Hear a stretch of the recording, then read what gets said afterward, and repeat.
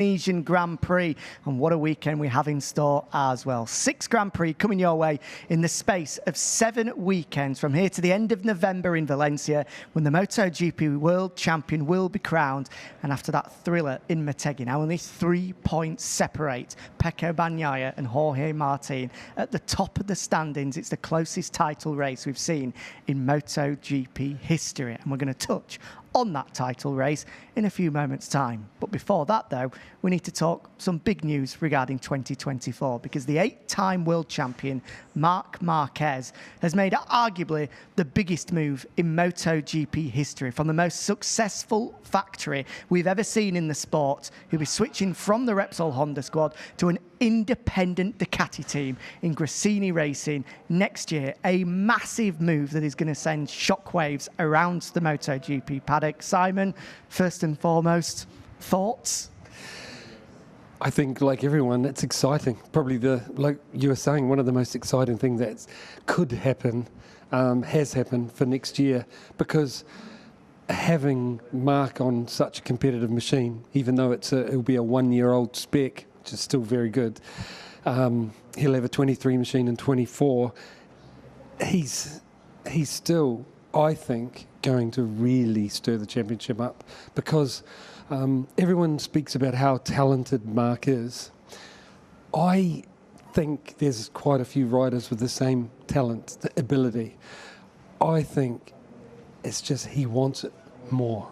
He wants it so bad that he's willing to risk so much repeatedly. Even after everything he's been through, he wants to do this because he wants to win again. And I really think he can. I believe that he can fight for the championship at least next year, meaning maybe even dominate, that he's that good. He wants it so bad. If it goes to plan, he could do this. That is exciting. It's the first thought that came to my mind from that, the first thought that came to your mind as well. I think that the big takeaway from this is his desire. He's walking away from a multi-million-pound contract with Honda to earn, obviously, much less money at Ducati, but gives himself a much better chance at victory. He spoke to the media early for the first time, and the message he got across was, I just want to enjoy racing again. And Marc Marquez enjoys his racing by winning. Yeah.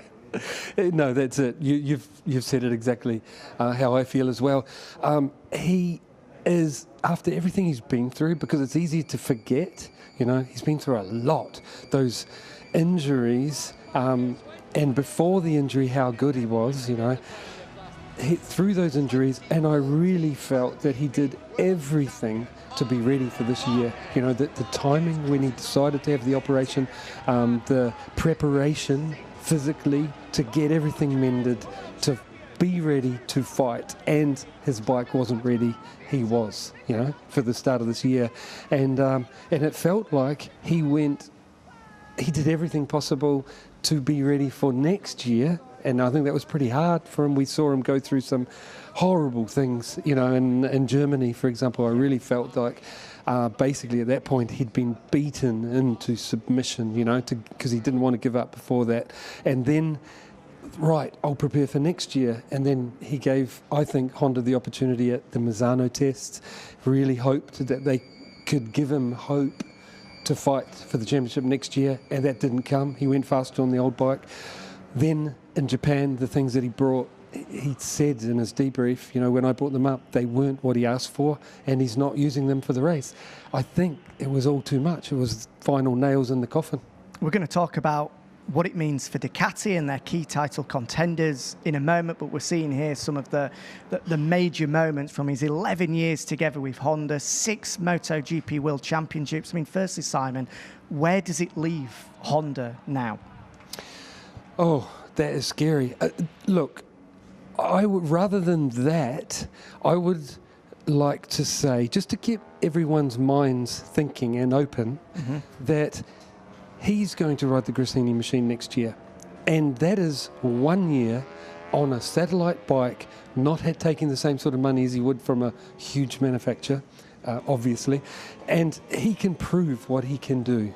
next year. He's got the opportunity, and he'll enjoy doing it, adapting to the bike, figuring out how to win and win regularly and by as much as possible, I bet, But it might take half a dozen races to really understand the bike. I doubt it. But the thing that I want you to take away from this is, at the end of that year, not even, by midway, he's going to be open to talk to everyone, because all the contracts come up at the end of next year. So by midway, everyone's talking seriously, and he can, if Honda come up with something, he can go back to Honda with everything he's learned about Ducati, But can you see that happening? Can you really see it? No, but I'm just saying it's possible. He can talk to, and he's free to talk to all the manufacturers, and all of them have places available, So, you know what I'm saying. He's putting himself in a very powerful position for the following year. Because a lot of media speculation out there is that he actually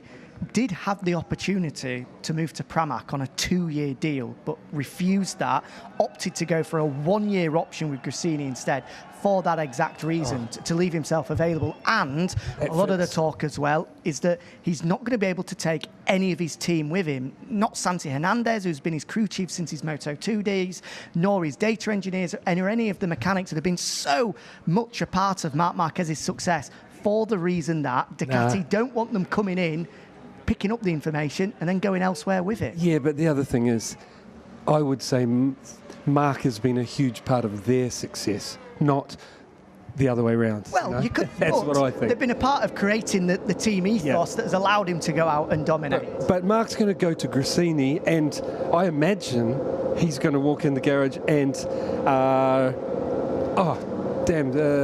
Valencia? Frankie Carcetti? He's a friend of mine. I just had a blank like I do. Frankie Carcetti, awesome guy, very talented, very clever, and he's already got Ducati experience. Knows how to win a world championship. I would much rather have that than walk in with a crew chief that is like you and doesn't know the Ducati. There is Frankie Carcetti of talk. The big talk is that he is going to be the man to partner Marc Marquez in 2024. As you can see here, has World Championship winning experience from his time with Joan Mir, now working with Fabio De Gianantonio. It's going to be a huge change for Marc to step away from the team and the factory that he's known for so long. And he's come out on social media and said that has been the hardest part of the decision for him. Can you understand that? And how difficult it must be for him after 11 years together to decide, I'm going to do this alone. Yeah, but Honda do that to everyone that comes in there. Joan Mir had to walk in with nobody because Honda said, you're not bringing anyone. So, others have to do it. In terms of what it means for Ducati then, what do you think the likes of Pecco Bagnaia, Jorge Martin, the VR46 squad are going to think about having Marc Marquez in their ranks next year? I believe that they will say that it's great because we can look at Marc's data and we've got another guy to look at. But I think deep down, everyone will be worried. That's what I think, because Marc is so determined to win that he's going to put fear into everyone else on the grid, knowing, now that they know he's on a Ducati and a competitive one. And if you're Paolo Ciabatti as well, how on earth do you manage a situation like that next year? That is what I'm looking forward to see. It's another thing to keep an eye out because Marc wants to win so much, this is only my opinion, that he's ready to destroy teammates, mentally, do whatever it takes to win, and it's why you can admire him because this, I don't think you'd want it in your team by choice, but I really admire his determination to win, and we're going to see it again for sure next year. We saw that tweet just then that popped up from Ducati's official account. Welcome, Marc Marquez. At the start of this year, if you'd have said that Ducati would have been tweeting that, I don't think anybody would have believed you. It is quite staggering what has taken place throughout this season so far, Simon. Look, the thing is, if Marc's plan comes off, meaning he's dominating, leading the championship and winning races by mid next year when deals are done, his value is so high because you can know that how good Marc is because everybody in the paddock does. But when a rider is proving it, that makes the numbers on the offer change, you know, and the offer change in general, what machinery, good luck to him. Just finally, to round off the chart, it means that there's only one vacant seat on the 2024 grid now, that of Joan Mir's teammate. A lot of talk, some of the names been linked. Johan Zarco, who of course has a Honda contract for next year, to potentially to be promoted up from the LCR squad. Miguel Oliveira has been very strongly linked, and the Portuguese rider refused to pour cold water on it this afternoon, saying that an approach has been made. Said there's been some unprecedented things happen this season. Paul Espargaro with a valid contract for next year, moving aside. Marc Marquez with a valid contract for next year, taking a step away from Honda. So he said anything is possible.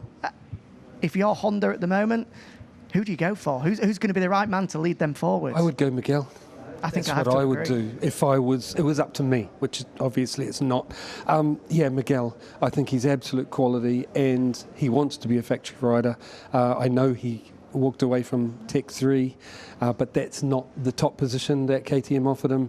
So if Honda came along, it's just whether Miguel would want to risk that. But if I was Honda, he's the man I'd want to give it to. I don't think Maverick, he would. You know what I'm saying? Yeah. I don't think he would be persuaded because he's so well looked after and by such patient, sympathetic people at Aprilia. I can't see him wanting to. They've been so good to him. I think he'll be loyal, want to be. And but Miguel, if I was Honda, he's the man I'd chase. Makes a lot of sense in a lot of ways, commercially, in terms of his sporting quality as well. So he apparently, the media say, Honda's top target at the moment, but this silly season, this never-ending silly season, goes on yet more. Right, let's talk 2023 then. I'm sure you don't need reminding, but it's 3 points the difference between Jorge Martin and Pecco Bagnaia at the top of the standings. I got the sense, walking away from Japan, Simon, that weekend off came at the perfect time for Pecco Bagnaia to reset, recharge and get ready for this final run of 6 Grand Prix. Yeah, and it's a proper fight. I really like it. Everyone's focusing now, after what happened to Bez, on Jorge and Pecco. But even before Bez got injured, I was thinking from Bez's point of view, these two are going to have some big fights. And when you see Jorge coming through, passing in the rain like that, I was going, ooh, it's so easy to take each other out. And I think from Bez's point of view, that's why he wants to come back here with his plated collarbone and have a go. Because imagine if that really happens. These two are going at it, don't want to give in to each other, and, you know, Lord forbid, they both end up going down. Bez is, again, in the championship fight. I'm only saying that is because that is what goes through people like Bez's mind, you know, because the possibility is there. So you've got to fight until it isn't anymore. And I still think Bez is going to be in a good position at the end of the year. Just on Pecco, I was reading the book on the way here by the most successful NBA coach of all time, who was with Michael Jordan, then with Kobe Bryant as well. And he said, to win takes talent, to repeat takes character. Do we need to see character from Bagnaia now? It's good. I like that. I believe we will. And I'll be really disappointed if we don't, because I think Pecco has what it takes to fight and give Jorge a proper run. And I haven't got favourites in there. I really haven't. I want the best man to win. And yeah, hopefully something silly doesn't happen and stop that. But I think it's going to be a good fight from here. I believe we're going to see Jorge continue his run of great form, but I think we're going to see Pecco fight back and Bez do some sensible points catching and hoping that he's in the fight right at the end. Well, just on Bez, if you are joining us for the first time and you weren't aware, the Italian did crash at the ranch over the weekend, broke his collarbone, has had it plated, will be arriving remarkably at the circuit tomorrow morning, just hours before the first practice session of the weekend, and is intending to ride. I mean, a heroic effort just to get here, Simon. As you say, is just walking away with some points going to be a success. Yeah, and it's well possible. I mean, the memorable one is Jorge Lorenzo, going home and coming back on Friday, coming back to race Sunday and doing well, riding well. I think even, was it third, or my memory's he was off the podium in fifth, but he feel did it's a well. different era now as well. Sorry? It's a different era now as well. Yes, but, and yeah, there's it's very physical. It's going to be very hard. But what I'm saying, you do this because there is an opportunity. There's a possibility of, imagine losing the championship only by a few points and you could have got them in Mandalika. That's what is going through his mind. Otherwise, you'd have a weekend off. First press conference coming up shortly that you don't want to miss. It will be featuring our 2 title contenders, Pecco Bagnaia and Jorge Martin, plus the man of the moment, Marc Marquez. Then don't go anywhere. Yet more talk between ourselves, and then we'll hear from Alex Marquez. You'll hear from Gasgas's 2024 pairing, Pedro Acosta and Augusto Fernandez, plus the returning Enea Bastianini as well. So just before we hand over to the press conference, Pecco Bagnaia, the world champion there, sat waiting at the moment. I mean, he won't need us to tell him, but you feel as though he needs to stop the momentum of Martin pretty soon. It's been a run of races now where he's had to look at the rear end of that 89 far too often. I thought of that while we were in Japan, and I think that, well, from my own experience, from watching for years and years, people have runs at different tracks, but you've just got to lose as little as possible when they're on form like Martin is, because your turn will come back again, And so when it isn't your turn, you've just got to get as many points as possible. Don't fall off the thing, which he's already done in India, and it'll be his turn again. So I think that's what he's waiting for. He's getting ready for. Right, the man of the hour is in the building. We're about to get a lot of questions answered, so don't go anywhere. The world champion Pecco Bagnaia and his chief title rival Jorge Martin is joined by the Gresini Ducati bound Marc Marquez. This is going to be a good one. Enjoy.